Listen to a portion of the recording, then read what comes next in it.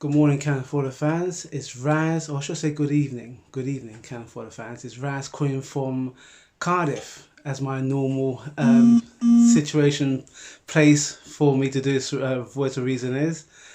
Okay, so a very, very difficult and transient time for Arsenal. As I alluded to my last video, things are not looking good for UNAI, and as it happens, UNAI has been sacked by Arsenal. I think we did see it coming. If it wasn't going to come before Norwich, it will come maybe after Norwich, depending on the result. So, a change. Freddie LJUNGBERG is in charge. So what does that mean for Arsenal? And what does it mean for the board and the fans? Let's get straight into the video.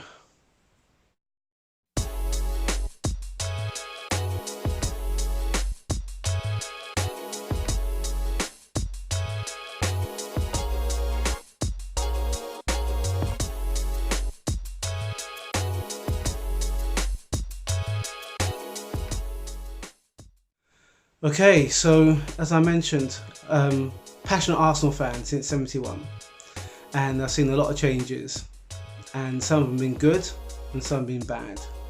Some have been frustrating, excuse me. Some of them have been, how can I say it, heartfelt.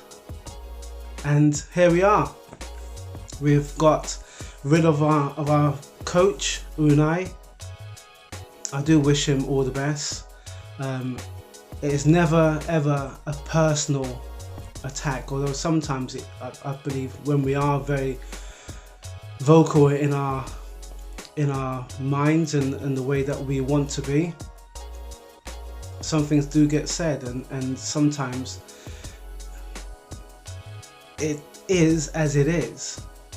It may not be fair, it may not be maybe right at the time, but the way that we've been progressing has not been up to the standard. Now, if we can go back to the beginning of last season, UNAI's objectives were to get us into a top four, to if we can win something, then we can win something, but also to sort out our defensive frailties. And out of those three things that's happened, none of them has happened. All three of them has come against him.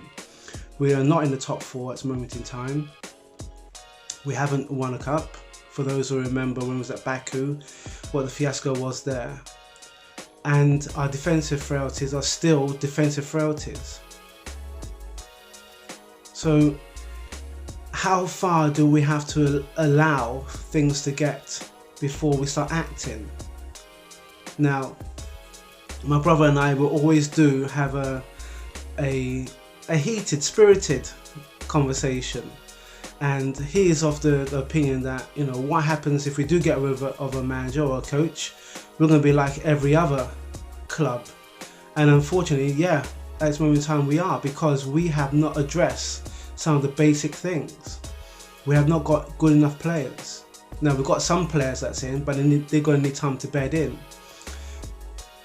While that happens, while a team is weak, we are like blood in the water for the Sharks. And so far, the Sharks have been having a whale of a time because we've been drawing or we've been losing. And this is no disrespect to any of the lower teams. I say lower teams, you know, from 6th place down.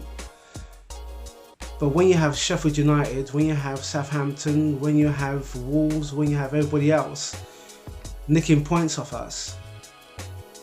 I know we're in December, and I know I have said in the past that we're a bit like Santa, but it does come to a point where you think, come on now, it's got to stop.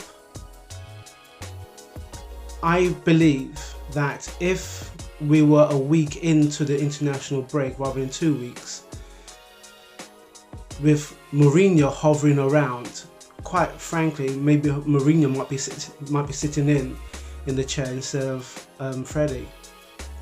I don't like Mourinho,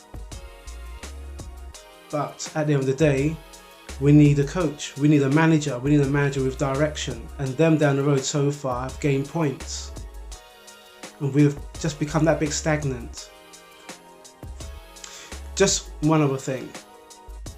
When it comes to the media, when it comes to these platforms, I feel that we're, as fans, more connected, more open to the team.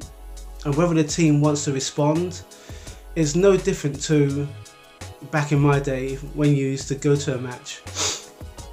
If you was able to get a signature or a smile or a wave from your hero, then that was it.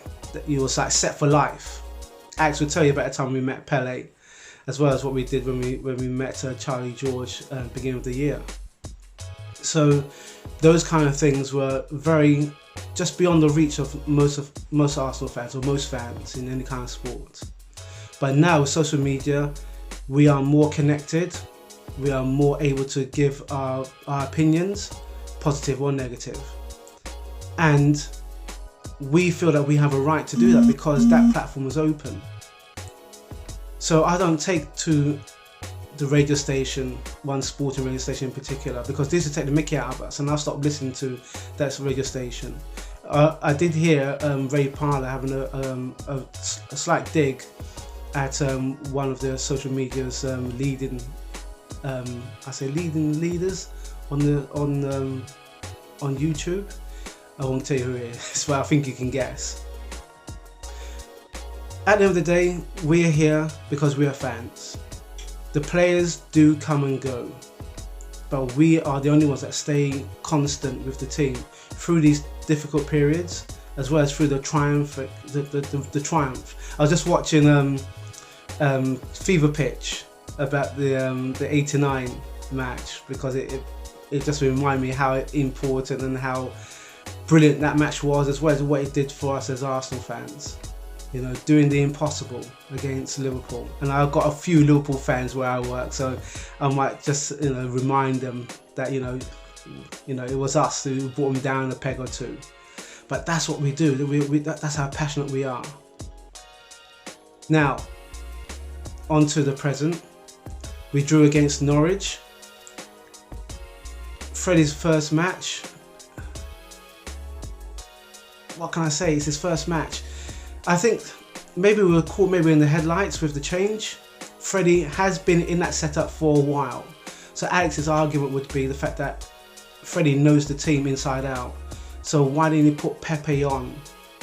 Why not put Martinelli on sooner?